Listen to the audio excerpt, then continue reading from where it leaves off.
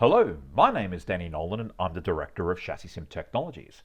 And welcome to this latest episode of Dan's Vehicle Dynamics Corner. And today, ladies and gentlemen, I've got a bit of a treat for you. Today, what we're going to be talking about is bump steer, the role it has to play and what you do with it. Now, this is one of these really interesting tutorials that came about as a result of a rather robust discussion I was having on social media.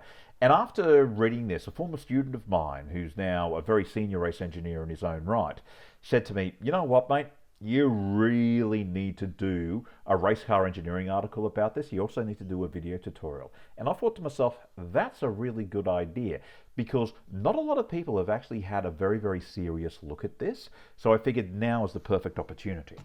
So, without further ado, let's get started. So, bump steer, like suspension geometry, is a hot button topic. Case in point, walk into a bar full of race engineers, performance engineers, and amateur racers, and yell out at the top of your lungs, bump steer is irrelevant, and then watch the sparks fly. And the reason the sparks will fly, ladies and gentlemen, is that wives' tales abound about what you do with bump steer. There are some people who say, oh, you know, you've got to have 20 to 40 mil deflection of bump steer per every 50 mil of wheel movement. There are some people who almost consider it as a total afterthought. So what we're going to do here is we're going to put some numbers to this, and we're going to run this through Chassis Sim. And all I can say, ladies and gentlemen, is that the results were quite revealing, and particularly where it pointed you to go was also very revealing as well. Okay, so what are we manipulating with bump steer? Now, first things first, let us define what bump steer is. Bump steer is just simply the steer, how the steer angle of the tire varies with wheel movement as the wheel goes up and down. That's all that bump steer is. So let me just state that again. It is the steered angle of the tire and how that varies with wheel movement. Now, what we are trying to manipulate here with bump steer is we're modifying the force-slip angles of the tires, as you can see illustrated in front of us. Now, now that's a function of steer angle, yaw rate, the layout of the car, where the CG is, your wheelbase, and your lateral velocity, and your forward speed, and your yaw rate. Now, the specific definition of these terms you will find in my race car article about bump steer. You'll also find it in my book, The Dynamics of the Race Car. But the nail here, ladies and gentlemen, because I don't want to get totally bogged down with this, is what we are trying to do here is we are trying to dial in the slip angles that we want. That is what we are trying to do with bump steer. Okay, so to consider this, I ran through two case studies. Number one, mild bump steer. So what we had here is that we had a bump steer case where we had half a degree wheel movement per every 20 millimeters of wheel movement and stuff like that. Now, this is a bump steer. This is a bump steer curve that's pretty innocuous. And what we did was is that all of these simulations were applied with a rear-wheel drive stock car running at Willowbank / Queensland Raceway. That's based in Queensland in Australia. Now, we chose that for a reason. The reason that I chose that is that Willowbank is renowned for how notoriously bumpy it is. So it really would give us sort of a real extreme case of what to consider. So the first thing we did was we did a smooth circuit approximation. Now, what we've got here is the colored is no bump steer. The black is the bump steer case. Now, so what we've got is we've got wheel speed, engine RPM, steered angle, throttle position, our lateral and longitudinal G, gear, our curvature. But take a look at the bottom trace, which are our front slip angles. Now, going into the turn, we can see that there's actually quite a variation in the bump steer. But as we go in to the mid-corner condition, you'll see that the slip angles are virtually equal. So what that tells us is that in the mild bump steer case, the biggest impact of bump steer is going to be on driver feedback. Now, another case in point is we turn the bumps on with the lap time simulation. Again, the non-bump steer case is colored. The bump steer case is black. So as we can see here, we have a bit of variation going into the turn. So if we take a look at the bottom trace, which is basically our money shot, you can see here very clearly that that for the bump steer case, we've basically got the rear, we've got the front slip angles basically pretty much swapping ends. Now that is something that the driver is going to notice, and if they get uncomfortable with it, they are going to complain to you about it. But once we get into the mid corner, again, just like with the smooth case, the slip angles were about equal. So in this case, what's happening here is that the thing you've got to understand about lap time simulation, whether it be chassis sim or whether it be any of its contemporaries, its goal is to maximize grip. So it will always be driving the car to the edge of the traction circle. This is why the slip angles for the lap time simulation case in our mid-corner condition will always be equal. And to really ram home that point, what we did was I took the case for the non-bump steer case and I ran it through the track replay, and that was a really interesting set of results. If we go down here to this bottom trace, particularly right here, you'll see the colored, which is our non-bump steer case. We've got a bit of a jump in terms of what the front slip angle's doing, but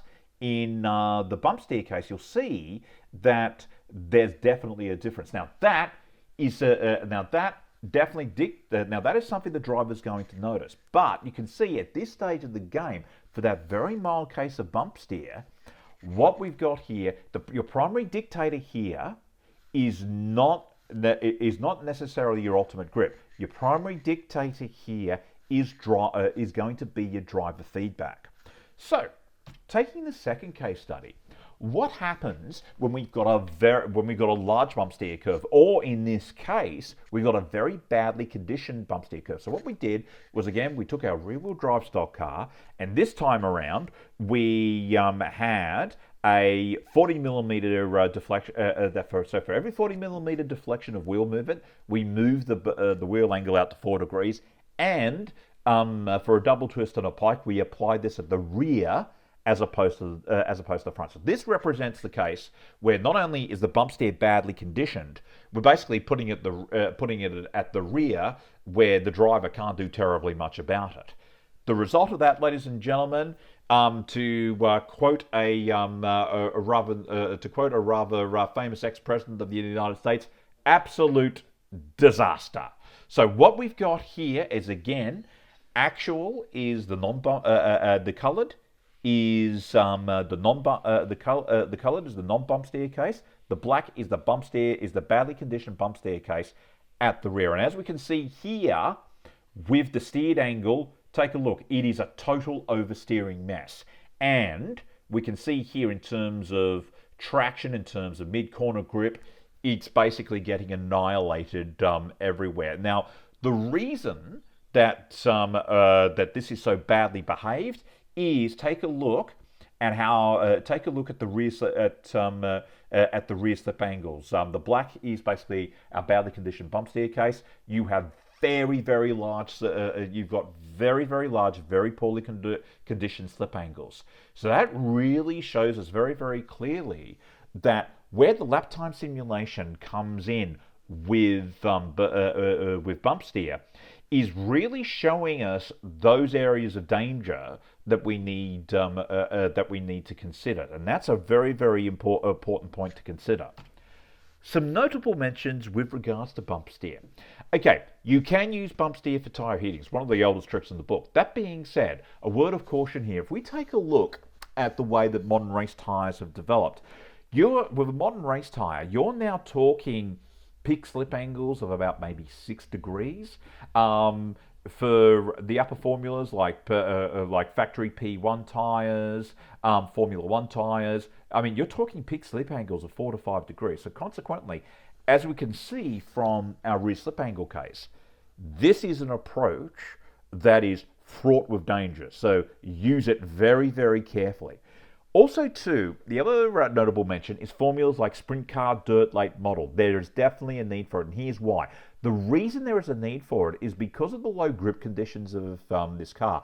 What you want to do is that you want to position the axle to manipulate the slip angles you want. Because remember, the thing about sprint car dirt late model is because they're running on dirt, they have to run in the post-stalled region, so they can use they can use the engine power as part of the grip to help them get around to help them get around the turn. Now, I spoke at length of that on my video about rallying dynamics, and I'd encourage you to revisit that if you need a bit of clarification.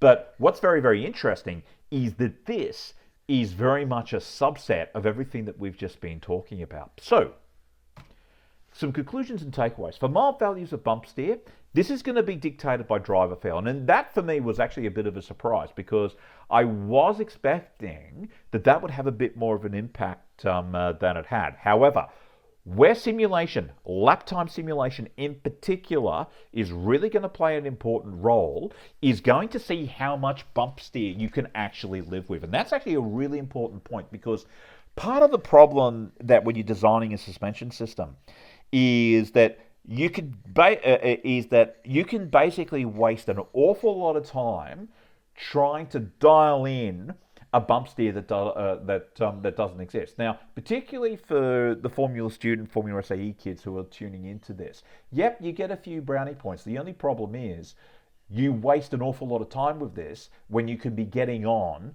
with a lot of big ticket items. Where the lap time simulation comes in is the ability to go, right, this is okay, we start on a very, very big case of bump steer, then we drop it down, and drop it down.